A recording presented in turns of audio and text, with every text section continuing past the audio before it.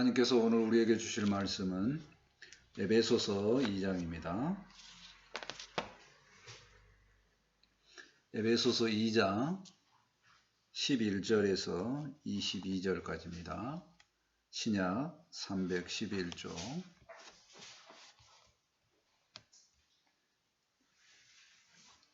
에베소서 2장 11절에서 22절까지 한 절씩 교독합니다. 그러므로 생각하라. 너희는 그때에 육체로는 이방인이요 손으로 육체에 행한 할례를 받은 무리라 칭하는 자들로부터 할례를 받지 않은 무리라 칭함을 받은 자들이라. 그때 너희는 그리스도 밖에 있었고 이스라엘 나라 밖에 사람이라. 약속의 언약에 대하여는 내인이요 세상에서 소망이 없고 하나님도 없는 자이더니 이제는 전에 멀리 있던 너희가 그리스도 예수 안에서 그리스도의 피로 가까워졌느니라. 그는 우리의 합병이신지라 둘로 하나를 만드사 원수된 것 곧 중간에 막힌 담을 자기 육체에 하시고 법조문으로 된 계명의 율법을 폐하셨으니 이는 이 둘로 자기 안에서 한 새 사람을 지어 화평하게 하시고 또 십자가로 이 둘을 한 몸으로 하나님과 화목하게 하려 하시니라. 원수된 것을 십자가로 소멸하시고 또 오셔서 먼 데에 있는 너희에게 평안을 전하시고 가까운 데에 있는 자들에게 평안을 전하셨으니 이는 그로 말미암아 우리들이 한 성령 안에서 아버지께 나아감을 얻게 하려 하시니라. 그러므로 이제부터 너희는 외인도 아니요 나그네도 아니요 오직 성도들과 동일한 시민이요 하나님의 권속이라. 너희는 사도들과 선지자들의 더 위에 세우심을 입은 자라. 그리스도 예수께서 주님 목도리 되셨느니라. 그의 안에서 건물마다 서로 연결하여 주 안에서 성전이 되어가고 너희도 성령 안에서 하나님이 거하실 초소가 되기 위하여 그리스도 예수 안에서 함께 지어져 가느니라. 아멘. 오늘 말씀의 제목은 화평의 은혜 이렇게 잡아보았습니다. 많은 관계가 화평하면 좋겠지요.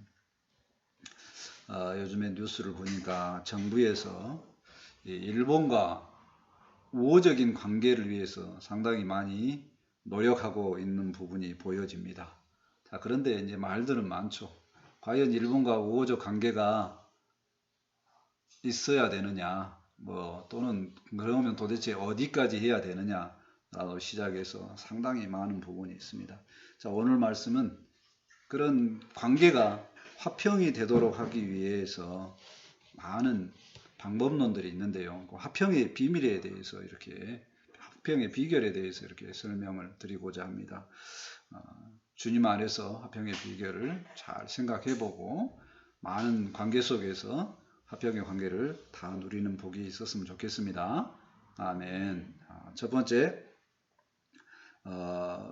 그리스도 밖에 있었던 우리를 생각해 보고자 합니다. 11절부터 13절까지 말씀인데요. 11절에 보면 그러므로 생각하라. 뭔가를 생각을 하라는 거죠. 지난주 말씀하고 연결되어 있습니다. 지난주에 하나님의 선물, 구원의 선물에 대한 말씀을 나누었고요. 구원의 선물을 받으면 그걸로 끝나는 게 아니라 부가적으로 뭐가 따라오냐면 화평의 은혜가 따라온다. 그런 것입니다. 자, 근데 화평이 있기 전에 너희 상태가 어땠느냐 보았더니 그때 육체로는 이방인이요 손으로는 육체에 행한 할례를 받은 무리라 칭하는 자들로부터 할례를 받지 않는 무리라 칭함을 받은 자들이라. 간단한 이야기하면 이제 12절까지도 계속 연결되는데요.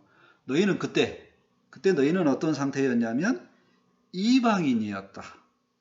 그리스도 밖에 있었다. 그런 거죠. 전에는 어땠냐? 그리스도 밖에 있었고 이방이었으니까 전에 너희에게 화평이 없었지 않느냐 하는 얘기입니다. 화평이 없는 이유는 뭐냐? 관계가 멀리 있었기 때문에 그렇다 하는 겁니다. 간단하게 단어를 살펴보면 이제 이방인이라는 단어가 나오는데요. 이방인, 애국인이라는 생각을 하기도 하고요. 어떤 사람은 왕따라고 생각할 수도 있고, 또는 이방인 하면 조금 이제 수준이 있는 사람은 고급스러운 사람이 까미의 이방인도 생각을 할 수도 있습니다. 또 이상한 사람이라고 생각할 수도 있어요.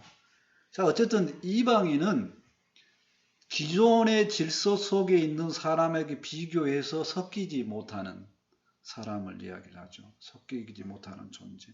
그러니까 그 섞이지 못하는 존재는 어떠하냐 하는 얘기입니다. 슬프죠. 힘듭니다. 왜 그러냐면 자기 존재감을 확인할 수 없기 때문에 그렇다는 겁니다.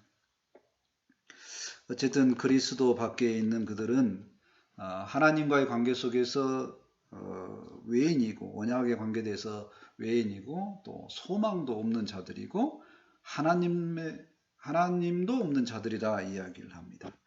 자, 제가 이 본문을 볼 때 특히 어떤 단어가 더 마음에 좀 아프냐면 세상에서도 소망이 없다는 단어입니다. 자, 그 무리에서 따로 노는 것 자체가 세상에서 보면 소망이 없다는 겁니다. 그러니까 이방인이 하나님과 관계 속에서 이방인뿐만 아니라 어떤 지역 사회에서 이방인이라는 겁니다. 제가 이 마음이 아는 게 뭐냐면 이제 초중고 후반부터 고등학교까지 쭉 자취를 하면서 기존의 그 부모님들과 함께 사는 애들하고 비교해서 항상 어떤 느낌이었냐면 이방인이었다. 그러니까 그들은 어떤 이유에서든지 모르지만 나하고 쉬운 표현으로 이야기하면 안 놀아줍니다. 그러니까 그들하고 같이 함께하고 놀고 싶어 하는데 안 놀아줍니다. 왜 그러냐? 뭔가 조건이 달랐기 때문에 그러겠죠. 그러니까 뭐 같이 섞여 보려고 노력을 했는데 이제 그게 쉽지 않더라는 얘기입니다. 그러니까 인생이 힘들다는 거예요. 자, 그러면서 생각할 게 뭐냐면 내가 노력하면 많은 사람들과 소통이 될 수 있느냐? 내가 이방인이 아니고 내가 주변인이 아니고 핵심 멤버가 될 수 있느냐 생각을 해봤더니 본문처럼 뭐냐면 소망이 없더라는 거예요. 내 미래가 희망이 안 보이더라는 거예요. 왜 그러냐면 출발 자체가 나는 너무 바닥에서부터 출발하니까 이미 중간이나 정점에 있는 사람들의 조건에 나아갈 때까지는 같이 노력을 하면 절대로 거기를 넘어설 수 없다는 생각을 하니까 힘들어지더라는 얘기예요. 사도 바울은 이 에베소 교인들의 상태를 볼 때 하나님하고 관계가 너무 멀어져 있는 이방인이야. 너희들 출발 자체가 이방인이었고 너희들 상태가 안 좋았지 않느냐 이렇게 이야기를 합니다. 이렇게 너희들은 멀리 있었다. 따로 취급을 받았다. 그런 멀리 있었다라고 이야기를 하죠. 자, 그런데 그런 관계에 변화가 생깁니다. 13절 말씀을 보실까요? 이제는 전에 멀리 있던 너희가 그리스도 예수 안에서 그리스도 피로 가까워졌느니라. 멀리 있었던 너희 존재가 가까워졌다는 겁니다. 뭐 때문에 가까워졌다고요? 그리스도의 피 때문에 가까워졌다는 겁니다. 그리스도의 피는 뭐냐? 그리스도 예수님 때문에 가까워진 관계가 되었다는 거죠. 인간들 사이에 많이 어려운 부분의 문제가 그리스도 예수님 때문에 가까워지고 그리스도 예수님 때문에 다시 살 소망을 갖고 희망을 갖게 됐다는 겁니다. 많은 사람들이 정말 죽음을 앞두고 힘들어하고 삶을 포기하고자 하는데 그리스도 예수님을 만나면 달라진다는 겁니다. 희망을 갖게 된다는 겁니다. 미래를 보는데 어느 미래를 보냐면 내가 살아가는 그 미래 60, 70, 80, 90만 보는 게 아니라 그 위에 수백 년, 수천 년 후에까지 그 미래를 생각하게 된다는 겁니다. 그러면서 소망을 갖게 되죠. 내 삶이 이 고난의 삶, 이 땅에서 삶이 전부가 아니고 죽음 위에 다른 세상이 있다는 것에서 소망을 갖게 된다는 겁니다. 그래서 이 소망은 지금 이 힘들어하는 이 삶에서 희망이 되고 내가 고난 속에 있어도 언젠가는 좋아질 수 있다는 희망을 갖게 된다는 겁니다. 그래서 고난 중에서도 넉넉히 이기는 힘을 갖게 된다는 겁니다. 데살로니가 전서 4장 13절에 이렇게 이야기를 합니다. 형제들아, 자는 자들에 관하여는 너희가 알지 못함을 우리가 원하지 아니하노니 이는 소망 없는 다른 이와 같이 슬퍼하지 않게 하려 함이라. 바울이 권면할 때 믿음 안에 있는 사람들은 슬퍼할 필요가 없다는 겁니다. 왜? 소망이 있기 때문에 그렇다는 겁니다. 소망. 그리스도 안에서 소망을 갖게 된다는 겁니다. 하나님과 가까워지니까 소망이 생기게 되는 겁니다. 우리에게 뚜렷한 소망이 있음을 생각할 때 감사가 됩니다. 아멘. 두 번째로 화평케 된 우리 그래서 이제 수직적인 관계를 생각해 보고자 합니다. 14절 말씀을 보실까요? 그는 우리의 화평이신지라. 여기서 그는 그리스도 예수님을 이야기합니다. 둘로 하나를 만드사 온수된 것 곧 중간에 막힌 담을 자기 육체로 허시고. 우리는 화평하지 않는 상태들이 너무 많습니다. 직장에서도 화평 안 되고, 뭐 청소년들은 학교에서 화평이 안 되고, 뭐 지역 사회도 화평이 안 되고, 여러 가지 이제 화평이 안 되죠. 왜 그러냐? 뭐 다양한 원인들을 이야기를 하지만 결국엔 뭐냐? 결국엔 화평 안 된 상태에 있다는 겁니다. 이 화평이 오려면 어떻게 해야 되냐면 둘이 나눠져 있는 관계, 둘이 하나로 되어야 된다는 겁니다. 둘이 되는 이유가 뭐냐? 마음이 하나가 되는 이유가 뭐냐? 가운데 막힌 게 있다는 거예요. 막힌 담이 있어서 그런다. 통하지 않는다. 소통이 안 된다는 겁니다. 누구에게나 이런 소통이 안 되는 관계들이 있죠. 소통이 안 되는 부모 자식 간의 관계, 또 직장 동료들의 관계, 또 소통되지 않는 교인들의 관계, 여러 가지 소통되지 않는 관계들이 있습니다. 소통이 되기 위해서 노력을 하죠. 막힌 담을 허물려고 노력을 합니다. 잘 이해하고 잘 소통하려고 열심히 노력을 합니다. 인간적인 방법들도 시도를 하죠. 대화를 해보기도 하고, 함께 놀기도 하고, 뭐 특히 이제 어른들은 뭐 술 한잔 하면서 관계를 풀어보려고 합니다. 근데 결국엔 항상 한계가 있고, 문제가 해결이 안 됩니다. 본문에서는 무엇을 얘기를 하냐면, 하나님 안에서 방법이 있다고 이야기를 합니다. 그리스도께서 막힌 담을 허셨다고 이야기를 합니다. 14절에 보면 그리스도 안에 방법이 있는데 14절에 보면 중요한 단어만 보면요. 육체로 허무셨다 그럽니다. 막힌 담을 육체로 허물면서 관계를 성립하도록 했다는 겁니다. 육체로 섬겼다는 겁니다. 육체로. 예수님은 이 땅에서 살면서 내가 너희들을 섬긴 것 같이 가장 대표적인 것이 그 당시에 도저히 있을 수 없는 스승이 제자들의 발을 씻는 섬김이죠. 이런 육체로 섬김 관계를 통해서 관계를 허물었다는. 자, 그 다음에 15절에 보면 새 사람을 지어 화평하게 하시고 이런 게 또 나옵니다. 새 사람을 지었다. 새 인류를 만들었다.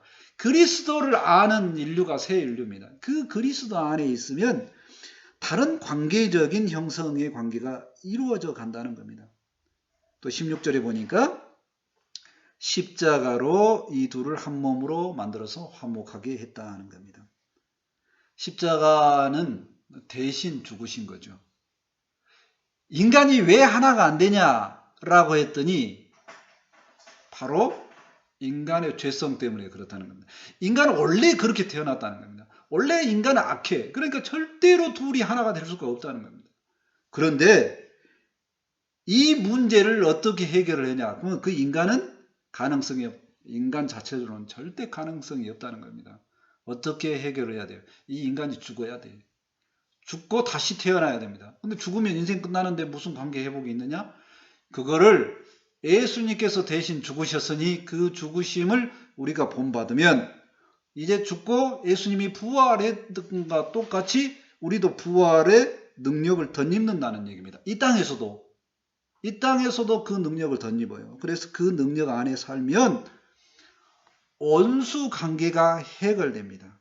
온수 관계가 해결되면서 하나님과의 관계도 회복되고 우리가 막힌 담이 허물어지면서 화평 속으로 들어가게 한다는 겁니다. 화평은 누구에게나 필요하죠. 먼 데 있는 사람도 화평이 필요하고 가까운 데 있는 사람도 화평이 필요합니다. 우리에게는 많은 관계들이 있지만 화평의 관계가 있었으면 좋겠다는 겁니다. 자, 그런데 그럼 화평 속에 들어갈 때 그러면 누구하고 화평하기를 원하십니까? 라고 할 때 가장 중요한 것이 무엇이냐에 따라서 정해지죠. 그것을 가치관이라고 합니다. 어떤 사람은 나는 가만히 내 삶이 화평하려면 이 돈이 있으면 되겠다라고 생각하는 사람들이 있죠. 그 사람들은 돈 있는 사람들 장사꾼을 쫓아다니죠. 또 어떤 사람은 돈을 벌었는데 아프다는 거야. 암에 걸리고. 나는 건강하면 화평 관계가 있다라고 생각할 수도 있겠죠. 그런 사람들은 의사를 찾아가거나 체육관 관장을 찾아가거나 이렇게 되겠죠. 어떤 사람은 아니야. 힘이 있어야지 돈도 생기고 뭐 다 할 수 있어. 그래서 권력을 생각한다. 권력을 생각하는 사람은 국회의원을 찾아가거나 장관, 시장을 찾아가거나 이렇게 하겠죠. 아니다. 어떤 사람은 그럴 수도 있어요. 어떤 사람 많이 알아야지 관계가 형성이 되더라라고 생각해서 그런 사람들은 선생님을 찾아가거나 배우면 되겠죠. 자, 우리의 가치관을 생각을 해보고자 합니다. 우리는 하나님과 화평을 해야 됩니다. 왜 그러냐? 우리는 근본 존재가 뭐냐? 하나님께서 창조하셨 피조물이라는 누가 창조했냐? 하나님이 창조했다는. 그러니까 우리는 내가 화평의 관계에 들어가려면 하나님과 화평의 관계에 먼저 들어가야 된다는 겁니다. 그래야지만 삶의 비결을 알고 그 가운데 모든 화평의 관계가 확장될 수 있다 하는 얘기입니다. 18절 말씀을 보실까요? 이는 그로 말미암아 우리 둘이 한 성령 안에서 아버지께 나아감을 얻게 하려 하심이라. 화평의 관계에서 아버지 하나님께로 인도하는 역할이 예수님께서 가장 중요하게 생각하는 역할이었다는 겁니다. 그러니 예수님께서 중요하게 생각하고 우리는 하나님의 피조물이니 공통적인 분모가 뭡니까? 하나님과 화평을 해야 되겠다는 겁니다. 그래서 하나님과 화평하는 것, 그 하나님과 화평 속에 들어가는 것은 11절부터 말했습니다. 지금까지 생각해봐라. 뭐가 중요하냐? 그랬더니 하나님과 화평하는 것이 가장 중요하다라고 이야기를 하고 있는 것입니다. 고린도후서 5장 18절에 권면합니다.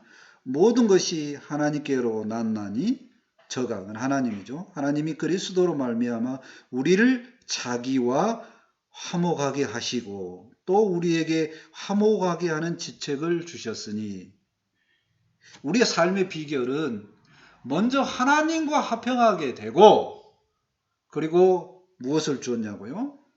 그로 더불어 우리에게도 서로 화목하게 하는 지책을 주었다는 겁니다. 먼저 하나님과 화평을 하면 내 관계는 점점 확대되고 주변의 화평의 관계가 점점 늘어남을 생각을 해봅니다. 아멘. 세 번째로 화평하는 관계, 수평적인 관계를 이야기합니다. 19절부터 보실까요? 그러므로 이제부터 너희는 외인도 아니요 나그네도 아니요 오직 성도들과 동일한 시민이요 하나님의 권속이라.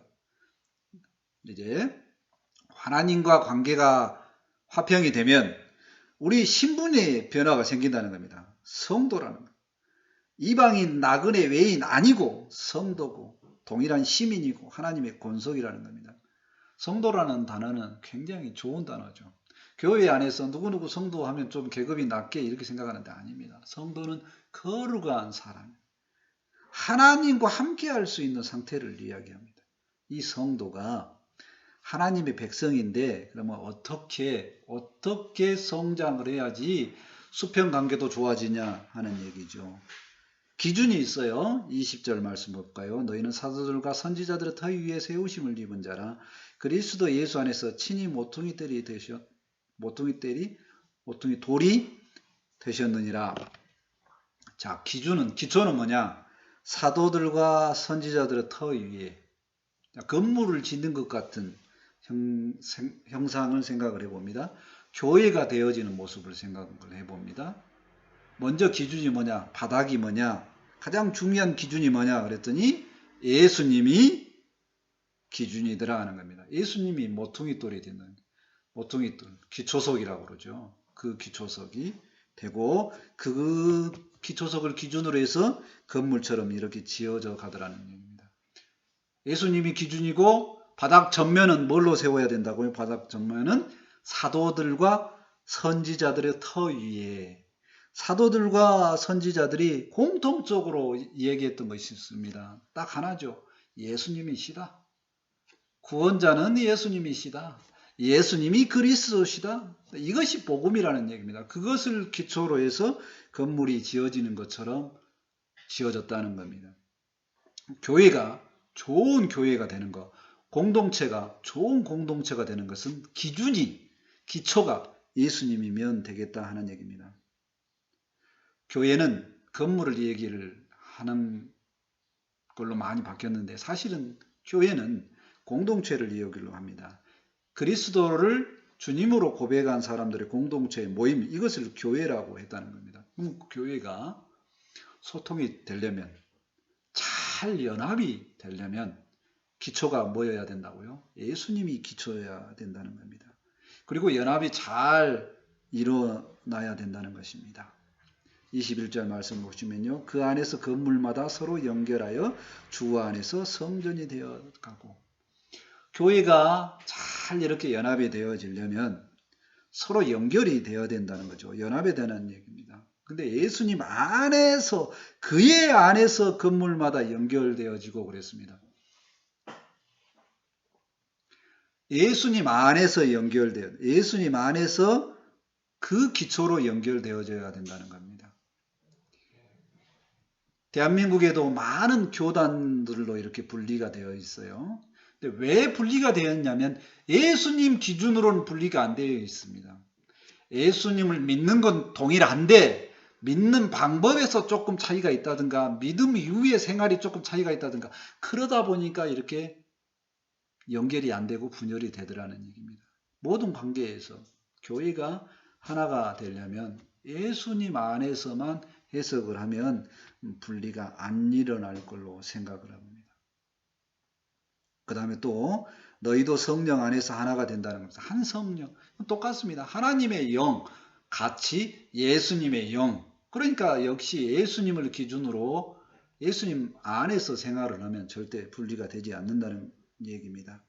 그 다음에 연합만 중요한 것이 아니라 교회는 어떤 모습이 또 있냐면요. 성장해야 됩니다. 성도는 성장해져 가야 됩니다.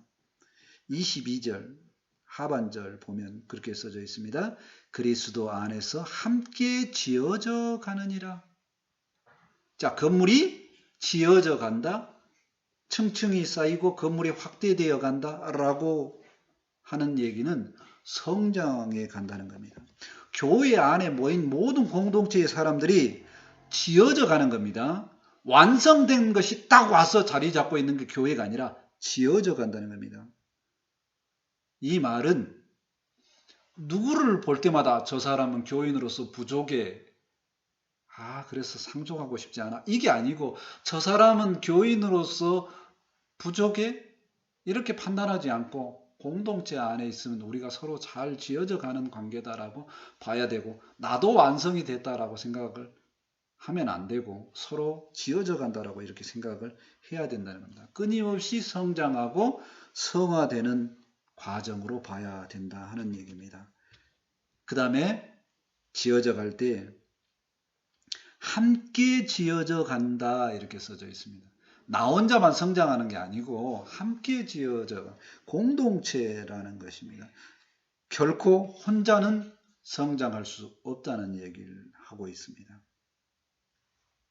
그래서 우리의 성장하는 모습을 볼 때에 시인에서는 시인이 고백할 때 이렇게 고백했습니다. 시편 92편 12절에 의인은 종려나무 같이 번성하며 레바논의 백향목 같이 성장하리로다. 자, 의인은 성장한 상태를 이야기하지 않습니다. 의인은 종려나무 같이, 종려나무는 가지가 옆으로 팍팍 잘 자랍니다. 개체수가 늘어나는 것, 잘 늘어나는 거죠. 또 백향목은 견물을 짓는 엄청나게 좋은, 잘 곧게 잘 자라는 나무를 이야기합니다. 그렇게 성장해 가는데 완성되는 게 아니라 교회에는 성장하는 모습을 이야기합니다. 그러면 언제 그러면 교회는 완성이 되고 성도들은 언제 완성이 되느냐? 죽을 때까지입니다. 죽을 때까지. 완성이 안 됐다라고 생각을 해야 된다는 겁니다. 그러니까 믿음의 안에 있으면 적어도 성장하는 모습을 보여줍니다. 제가 볼 때 다른 부분은 어쩐지 모르지만 저희 집사람 자랑하고 싶을 정도로 옛날에 비교해서 성장을 많이 했다는 거예요. 성장하는 모습이 뭐냐? 왜 성장했냐 그러면 그리스도 안에 있기 때문이라는 생각이 듭니다. 그게 가장 핵심입니다. 가장 성장한 모습은 요즘에는 보면 새로운 직장에 갔는데 누구 때문에 힘들어 그런 게 아니라 누구 때문에 그 공동체가 힘들어할 때 감싸주려고 하는 마음이 바뀌어졌다는 겁니다. 세상 사람들은 60, 70, 80 돼도 자기 고집 갖고 생각하고 자기 기준이 변하지 않아요. 절대 성장하지 않습니다. 근데 믿음 안에 있으면 이와 같이 성장하는 모습이 보여진다는 것입니다. 우리가 수평적인 관계로 화평을 이루려면 연합이 잘 일어나야 되고 함께 연합이 이루어야죠. 그래서 교회처럼 잘 지어지는 모습, 사도들이 있었던 그 교회처럼 아름다운 모습으로 성장함을 믿습니다.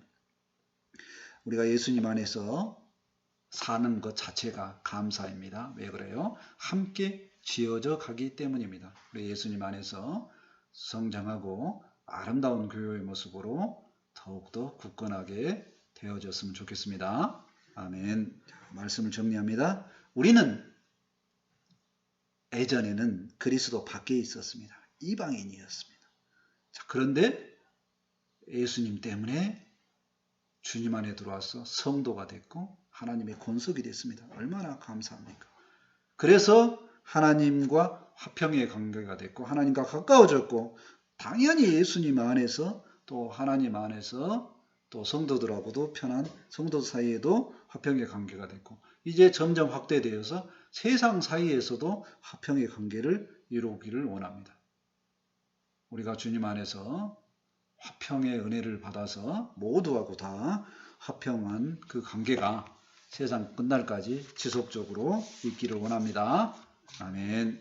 기도합니다. 하나님 감사합니다. 이방인이었던 저희들을 예수님을 허락하시고 하나님 안에서 하나님이 권속되게 하시고 하나님과 화평관계에 이루며 또 세상에도 모든 사람들과 화평의 은혜를 허락하여 주시니 감사합니다. 하나님, 저희는 부족하지만 예수님 안에서 화평의 관계가 들어감을 생각하고 늘 예수님 안에서 성장하고 주님 안에서 하나님 아버지 더욱더 발전된 모습으로 되어서 하나님 화평의 관계가 점점 확장되어질 수 있도록 함께하여 주옵소서. 이제 말씀을 받아싸우니 이 말씀이 우리에게 능력이 되고 힘이 될 수 있도록 함께하여 주옵소서. 감사하며 예수님의 이름으로 기도합니다. 아멘. 찬송 292장 하시고 준비하신 내용을 하나님께 드립니다.